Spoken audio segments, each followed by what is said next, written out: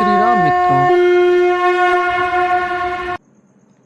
इस वीडियो में हम वेदों के प्रमुख तथ्यों के बारे में बात करेंगे और फिर प्रथम वेद के प्रथम श्लोक को उसके अर्थ सहित समझेंगे।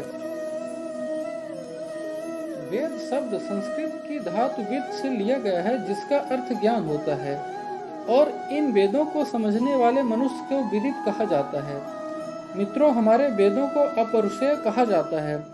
अपरुषेय का अर्थ होता है जिसकी रचना किसी व्यक्ति द्वारा न की गई हो, अपितु ईश्वर द्वारा की गई हो। इसीलिए हमारे वेदों को अपरुषेय और ईश्वर कृति कहा जाता है। वेदों की संख्या 4 है और उनका सही क्रम है ऋग्वेद, यजुर्वेद, सामवेद और अथर्ववेद। सबसे पुराना और प्रथम वेद ऋग्वेद है, जिसमें 1028 सूक्त और 10,627 मंत्र हैं। ऋग्वेद की रचना छंदों से की गई है, जिसके कारण इसे छंदोबद्ध वेद कहा जाता है, और इस वेद में ईश्वर की स्तुति का ज्ञान दिया गया है और पूजा पाठ की सही विधि का वर्णन किया गया है। अब हम बात करते हैं यजुर्वेद की।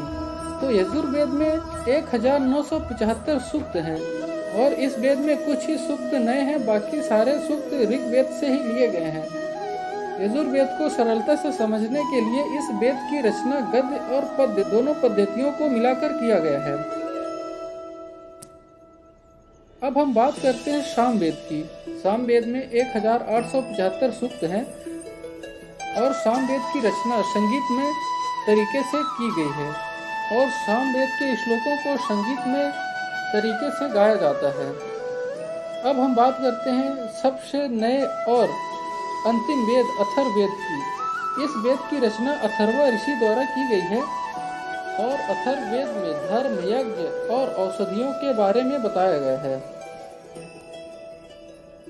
अब मित्रों, हम बात करते हैं प्रथम वेद ऋग्वेद के प्रथम श्लोक के बारे में।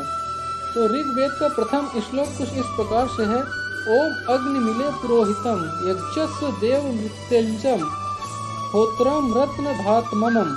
मित्रों, यह मंत्र अग्निदेव को समर्पित है, क्योंकि अग्निदेव को ही भगवान से जुड़ने की कड़ी माना जाता है।